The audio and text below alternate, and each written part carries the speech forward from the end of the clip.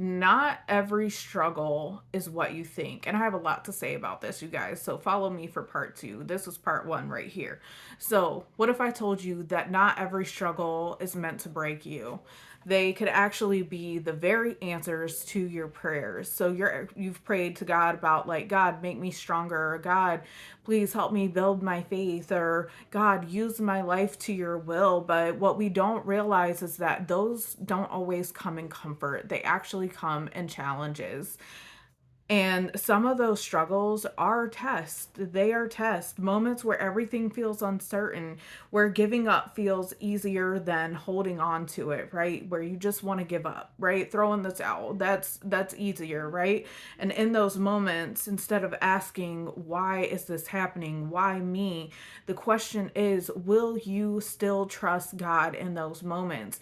Will you still believe even when it hurts, when things aren't going your way and things are out of your control? Will you still trust and believe in Him?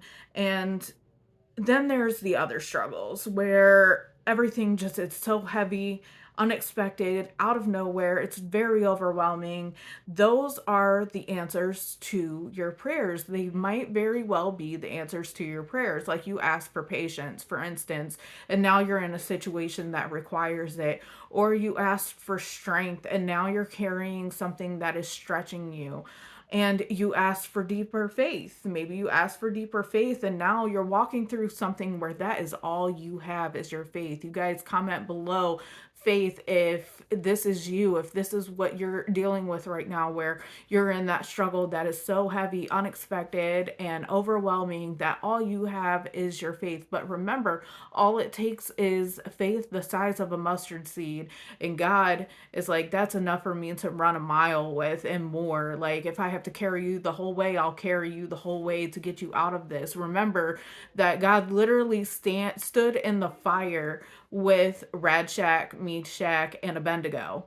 Like, he literally stood in the fire with them, and they came out, didn't even smell like smoke because he was in the fire with them. Remember that as you're going through this. But let me move on.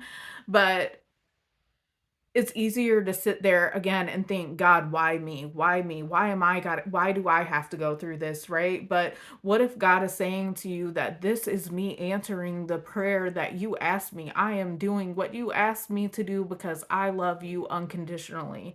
And yes, did you know that Lord actually means lead, and that is what He is doing in your life?